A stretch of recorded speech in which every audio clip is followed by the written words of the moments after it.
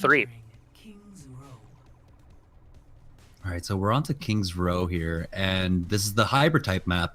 And, you know, we did see Code 7 trumping Cloud9, actually completely shutting down their offensive and stopping them like just short of that last point by a few seconds. It was so close.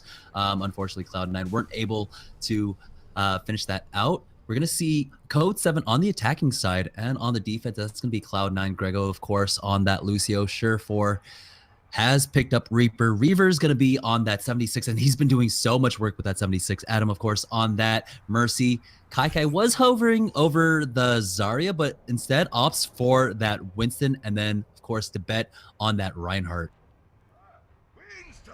Yep, offense has a few questionable selections, but we know that these Code 7 guys like to switch at the last second, so I'm not even going to talk about it. Not even going to bend to their will. They just want the casters to say, why are they attacking with Mei? But I'm not going to do it. I actually just did do it. But defense looks pretty classic. 2 supports, 2 tanks, 2 damage dealers for Cloud9, not going triple tank or single tank.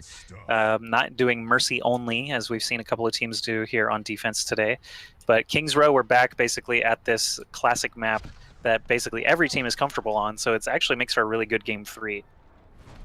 Yeah, most of these teams have lengthy amounts of experience scrimming and playing on this map in tournaments. We'll see if Code 7 can try and trump Cloud9 once again. Remember, the series is tied up 1-1. The loser will be dropped down to the loser's bracket here.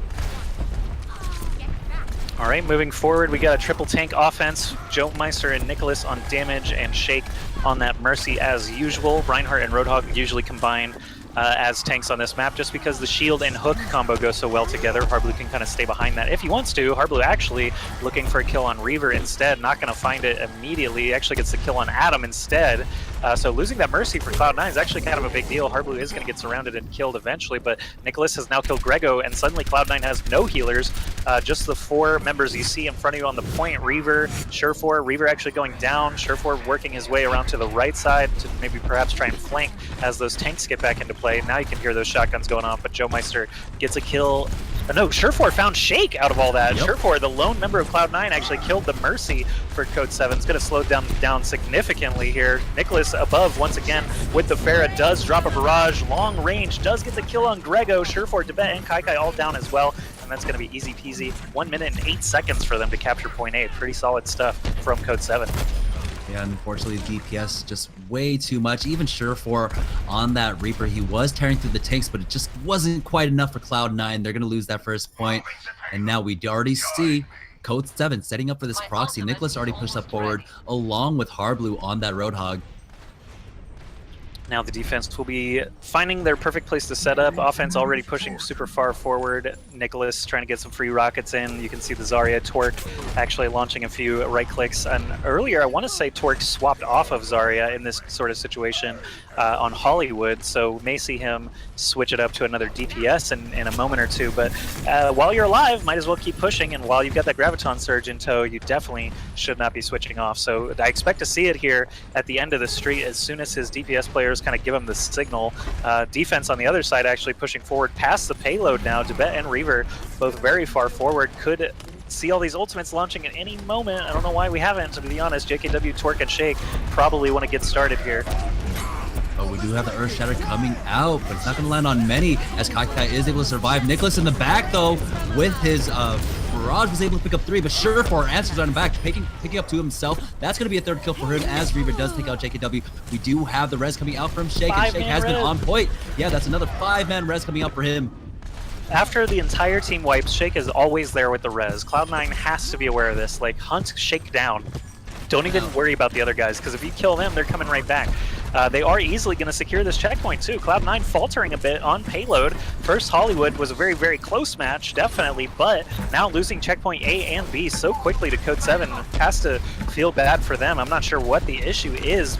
It seems like coordination just above all favoring Code 7 here. The massive res, though, undoing several ultimates from Cloud9 has to be given credit for Shake. Yeah, Shake is arguably one of the best Mercies in the game, as he's proven himself. We do have an Earth Shatter coming out, but that's going to be a whiff on the part of the on the side of JKW there. And they're going to continue to push forward, though, as they find the picks onto Reaver and onto Kai. So now, in the 6v4, they're inching closer and closer to finishing out this attack. Here comes the sound barrier on the side of the offense. Not really the normal time that you would see that happen. They really just wanted to force d.va off the point, but they could not secure that last checkpoint just yet, and Cloud9 finally going to get their grip back on this payload. So Code 7 very, very close to the actual checkpoint. Maybe doing some character switches here. We'll see, as they did expend some ultimates. Nicholas and Joe Meister JKW all going to stay on the same. Torque actually still staying on Zarya. 75% is a pretty significant chunk of that Graviton Surge ult. If anyone changes, I do expect it to be him. Harblu could switch off onto Winston as well. But as we move forward, we'll see what their strategy looks like. d.va up front with that Reinhardt shield up. Kai just lobbing those Zarya bombs past him. And now we've got a bit of an engagement. Who is going to be the first Reinhardt to charge in? JKW has been pretty trigger happy on those charges throughout this series. Surefour landing 2 body shots onto Nicholas. This is going to pick him off. And there we go. The offense going to go ahead and retreat off that pick because the Wombo combo just isn't there anymore. And of course, you know, Shake doesn't want to go for that 1-man res. We've seen he's been doing a great job getting those 5-mans. So he's going to hold on to that, just wait out the respawn. They have plenty of time to work, but there's still 420 left on the clock. But this is a speed game, Jamerson. I don't want them to take their time. They don't want to take their time. They got all these ults. They better use them. There is the Wombo combo available this time. Graviton Surge and Barrage ready to go for Code 7. Harblu finding a little bit of danger, but manages to pick himself back up with that gas. There's the Graviton Surge. Is the Barrage there? It's not there yet. Nicholas actually getting caught by the Graviton Surge himself, and it's going to be Cloud9 that gets the Wombo combo. 3 ults going off. There's another 5-man res from Shake before going down, and they don't have any ults available, so Whole Hog actually going to come out for the side of Harblu. He goes down instantly during the ultimate. Halo is actually moving forward here somehow, even though Cloud9 has basically everybody still alive. There they rush up to meet it, and Code 7 starting to fall apart here on this last stretch. This is starting to get dangerous for them. Yeah, they were looking so good up until that last fight. Nicholas accidentally blowing his ultimate, so now he's only down a 7% charge, and we do see Torque switching off to that Widowmaker. We'll see if he can actually find the picks that they need, but we already see Reaver, Death Blossom in tow, might be able to get the flank. Oh no, he gets hooked down. He has to Wraith Walk away.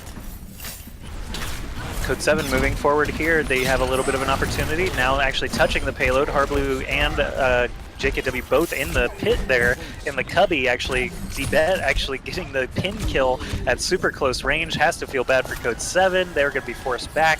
Joe Meister just trying to bounce around, stay alive. You can see Rez is actually on both sides there. Kind of interesting, as that fight was really not going too solidly one way or the other. Torque actually gets a kill on Widow now, so I was right. Torque did switch off of Zarya onto Widow, gets a couple of picks. Surefour down now as well.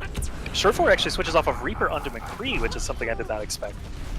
Okay, so we did see the Graviton Surge, and it was actually pretty decently placed. It kept Code 7 off of the payload, and so they got no advancement there, and now they're forced all the way back to their spawn. We do see that Torque is still sticking to this Widowmaker. He was able to get 1 kill, but not quite the kill that they needed. 2 minutes, 12 seconds left on the clock, and right now this offense has just been stymied. Right now, they've got a couple more attempts in the bag, I think. No Graviton Surge to work with anymore, obviously, as Torque has switched over to that Sniper Widowmaker, but it is changing the defense drastically. Cloud9 actually splitting sides here. Surefour has the Deadeye active right now, looking for some targets. He is going to pull the trigger rather than saving it, but did not get a kill. JKW on point with the Reinhardt shield. Here comes Whole Hog Ultimate from the left side, Earthshatter on the right side. JKW had his shield up. Everything's going Code 7's way. They get the kills on d.va and Kai. Will that res come in from Adam? He's just holding it. There's the res as they are contesting the point already. Kai, Reaver, and d.va all standing on it. Code 7, do they have enough firepower to keep going? Torque gets a kill. Harblu gets a kill. Harblu goes down. JKW pins off the side. No, actually, he died before doing so. And Surefour actually drops into the void, so barely any members standing on either side. Torque up there on the sniper post, not able to actually contest the payload. d.va and Kai still standing. So Adam's res actually ended up making the difference there. Code 7 had everything going their way, but Adam just undid it with that great ultimate. Nicholas and Torque get a couple of kills on the 2 supports. This is another opportunity for Code 7 to finish it up. And yeah, with Reaver there, oh, he tries to Death Blossom, but Harblu with the hook is going to finish him off, and that's going to be Code 7 finishing it off. They actually finished the map. Well done. Score 0-0. 8 minutes 54 seconds will be the time to beat. Again, that's pretty average, not the best time in the world. They actually got through A and B so super fast, and were unable to actually get. Oh, it's 7 minutes 54, not 8:54. Oh, Harblue's saying 8 minutes 6 seconds. So we have a little bit of a discrepancy, but of course, admins are who we are going to listen to as casters. I mean, that is wouldn't definitely not our job to enforce rules. Work in favor of Code 7, but he's arguing that it took them longer. You know, good guy sportsmanship there. I'm not sure, so I'm just gonna let them hash it out. Let the Beyond the Summit. Their 8 minutes 4 seconds is what we're agreeing on. Okay, so we have our time, 8 minutes 4 seconds. We're gonna be working with that. Cloud9 actually still saying 8:06. That was actually both teams now saying 8:06, but again, I'm not trying to throw my 2 cents in there. But everyone's pretty much agreeing it's 8:06. Either way, might not even come into play at all. Looks like Cloud9 will be trying to beat that relative time anyway. We'll see once we actually get to the point if it ends up mattering. It could have mattered in that first game, Hollywood, where it was super duper close. Yeah, Hollywood was really close, but you know, Cloud9 weren't able to finish off that map. Code 7 with a successful defense there. Now, on the side of Cloud9, they're going to be Grego is, of course, on that Lucio, like always. Adam is going to be playing that Mercy. Surefour will be on the Pharah. Reaver is going to be picking up Reaper, and d.va is on Reinhardt, with Kai rounding that out with that Zarya. So they're going to be looking for those wombo combos again as the attack is pushing forward. Fire Strike connecting onto JKW, so giving him a little bit of ult charge there. All right, just posturing now, getting set up. Cloud9 looking at the enemy composition for the first time as they kind of identify where everybody is. They're going to shove in here. You've got Pharah and Mercy on the right side of the point, actually getting kills on Nicholas and Twerk, so the damage is severely lacking for Code 7 now. No Mercy res available this soon into the game. Already at 85%, very impressive. 89 might actually get a res, but at this point, they've been dead for so long, they're actually going to be respawning. Harblu staying alive there with the whole hog ultimate, but is going to fall shortly after. That's a very, very quick assault on point A for Cloud9. Got to feel good about that. But Code 7 did actually cruise through the streets phase of Kings Row. Let's see if Cloud9 is going to be able to match that feat. Yeah, so Surefour in that engagement did a great job of actually getting right on top of Torix 76, and playing as a 76 with the Pharah right above you, it's very difficult. So getting that first crucial pick, getting rid of that DPS on the side of Code 7 allowed Cloud9 to get that first point, but we did see earlier on today in that attack, ooh, Reaver in the back gets 2 kills. Harblu will clean them up, and we're gonna go ahead and see Shake popping that res for a 2-man ult. Yeah, definitely don't want to give them that free ground. That's an ult for an ult. Totally makes sense. Mercy gets her ult back very, very quickly. Already up at 35% for Shake again. Surefour goes down, so it's a good thing that he did pop that res when he did. Even though it was a smaller value than his normal 4 or 5-man ults, it definitely made sense for the time of the match that we're looking at here.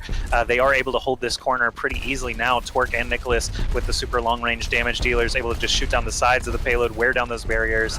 Cloud9 moving forward now, likely not going to see any contesting until we get into this small little chunk next to the bar area. And here we go, JKW dropping the Earthshatter, only catches Grego, no damage to follow up to be able to get the kill. JKW charging in, gets pinned by d.va. Earthshatter coming out on the side of the offense, catching Joe Meister and Shake. So we're not going to see any contesting until the checkpoint itself, I feel. Yeah, so Cloud9 making good time here.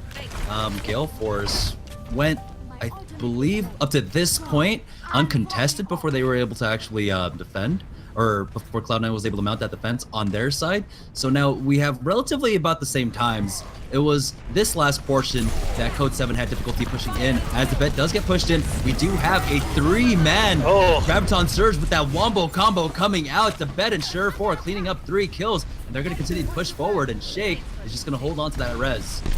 Yeah, that was definitely a moment where Code 7 got wrecked by the ultimate combo, and I want to say that, like, in competitive mode, when you are facing sudden death and speed doesn't matter so much, it is all about those combo ults, but of course they can buy you a lot of time, wiping out half the team. Twerk with the Tag Visor up is going to round the corner here, look for some targets. d.va very quickly with the shield up, though, going to prevent that ult from getting much done at all. Maybe a little bit prematurely used by Twerk, but that's okay. They got 3 ults available still, including that all-powerful Shake res. Adam has his res available for Cloud9 as well. So Mercy just being so vital in competitive Overwatch throughout every match. There's a barrage coming out from Nicholas, but he gets picked off so early, does not get any kills with it. Sound barrier also coming out very quickly from Grego, managed to keep everyone alive during the aftermath. Hardblue gets a good hook combo onto Reaver. That's going to slow them down quite a bit. I do think Code 7's going to manage to hang on here. Oh, Hardblue in the back, getting the pick onto Adam. That's the Mercy down, but Reaver is going to answer right on back, but still, Mercy's still alive on the side of Code 7. So this engagement should go in their favor as Torque finishes off Sure 4, and slowly they're getting pushed back. Nicholas finding the kill onto that Reaver. So there we go. That's Code 7 holding on for now. d.va might be caught out here. His barrier is about to go down, but he does have the Zarya barrier to keep him alive. And as I say that... Oh man, I'm just falling asleep watching this. No, I'm just kidding. Keep me awake. Code 7 is actually just in full control of the payload now, but there's so much time on the clock. This is almost an identical situation that we had in the previous round where Code 7 cruised all the way to this point easily and then just got shut down over time. There was look at that! d.va just got popped off. Nicholas with the concussive blast knocked him up, shield up still and everything. So Code 7 buying themselves an easy 20 seconds there with that knockoff. I think at that point, d.va had control over his character again and was able to walk back, but accidentally walked off the side there. But there we go, d.va gets booped off once again. Nicholas doing a great job getting rid of this Reinhardt, yes. Wow, d.va, he's going to catch crap for that from his team for sure, because 2 Void deaths in a row like that is very easily avoidable. That's a lot of help exiting the field all at once. Hook combo onto Grego gives him the whole hog ult. Hardblue just having fun now at this point. And that's another minute off the clock from what we were just talking about, how much time they had left. And now things are starting to get a little bit more grim, about a minute and a half or so for Cloud9 to try and complete this map, and they cannot make any headway past this first corner. But Cloud9 has 5 ultimates available. Grego's about to have number 6, so we're going to see everything here. Yeah, so the arms race was won by Cloud9. They're going to go ahead and engage, but JKW whiffs his Earth Shatter, almost gets the pin, but Kai is going to keep himself alive. Now Reaver in the back gets the kill onto Nicholas. Adam goes down, so that's going to be a lack of rest on the side of Cloud9 as Nicholas in the back line is going to get picked off as he tries to barrage. That's going to be Sure for that picks him up, but it's going to be Code 7. They maintain control over this over the payload for now. Kai has to deal with this excuse me. It's all good, man. We got Cloud9 attacking in once again. I just want to point out something that Hardblue did during that last engagement. Cloud9 had all 6 ults available. After they popped the sound barrier, Hardblue was actually inside the cubby already. He looped around to the back and got that hook combo onto Adam to stop them from continuing that push. Now we've got Code 7 actually trying to contest at the very last stretch. JKW has to charge in here. No, they are going to get beaten. Cloud9 actually takes the map and the series. That's a 2-1 victory for Cloud9. They will move on in the winners final, and Code 7 will fall to the losers bracket. It was a valiant fight put up by Code 7, and for a moment there I thought they were going to take it. It was so close. They were doing such a great job of the defense, and of course, you know, with the Nicholas knockoffs onto d.va, really stalled it out for such a long time, for almost a minute there at the end of the map, but Cloud9 were just able to eke that on through, and you know, they're definitely showing that they are mortal, and at this point, Code 7 very nearly taking the series off of them. Yeah, well played by Code 7, dropping the